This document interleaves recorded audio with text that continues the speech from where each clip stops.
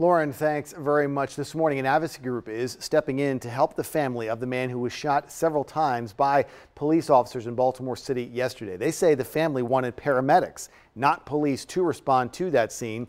WMRT News' Aaron McPherson is live there in Northeast Baltimore where that shooting happened. Aaron, this has become part of a much bigger conversation when people talk about defunding the police.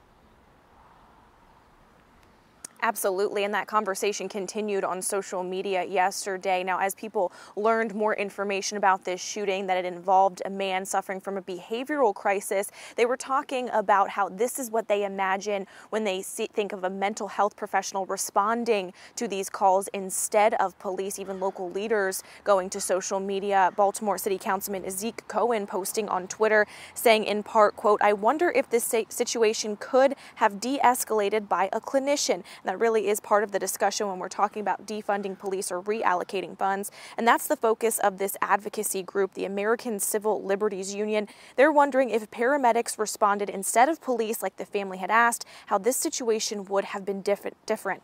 Commissioner Michael Harrison stressed when police got on scene, they were invited into the home and directed to the man who was in the basement. When they were inside in the basement, he says at some point, the man having the behavioral crisis pulled a gun from his waist, and that's when both officers shot at that man, hitting him several times. And now they're investigating to see exactly what happened between those two officers and the man. And so they are reviewing body camera footage. And this is Harrison yesterday, just a few hours after the shooting. Take a listen.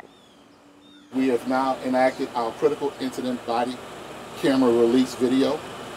We have not yet viewed the body camera. One of the body cameras of the officers is a newer model and has to be downloaded at an off-site location and cannot be offloaded here at the scene for us to view. So we have not yet seen body cam video, but preliminary information received is how we know what we know at this moment.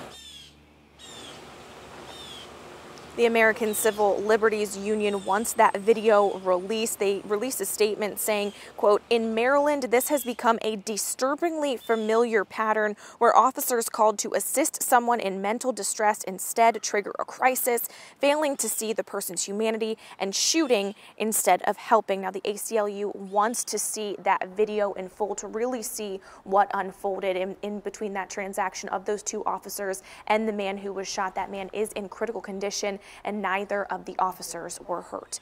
And we will keep you updated on this developing story. Live in Northeast Baltimore, Aaron McPherson, WMAR 2 News.